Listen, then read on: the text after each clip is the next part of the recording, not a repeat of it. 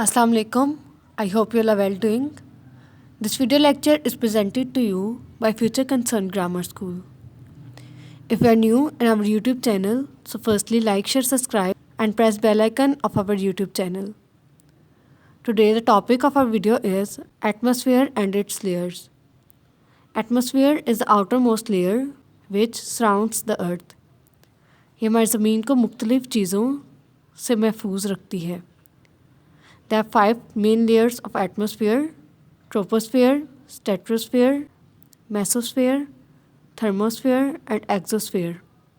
Troposphere ये तकरीबन 10 kilometre लंबी है. ये सबसे पहली एटमॉस्फेरिक लेयर है. Weather occurs in this layer. Stratosphere ये तकरीबन 10 से 50 किलोमीटर लंबी है. Ozone layer is part of stratosphere. Mesosphere ये तकरीबन 50 से 85 किलोमीटर लंबी है. Rock fragments are burn up in it. Thermosphere ये तकरीबन 85 से 500 किलोमीटर लंबी है. ये ज़मीन के टेम्परेचर को कांस्टेंट रखती है.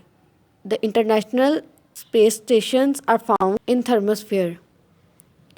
एक्सोस्फेयर ये तकरीबन 500 से 10,000 किलोमीटर लंबी है. ज़मीन से बहुत दूर है.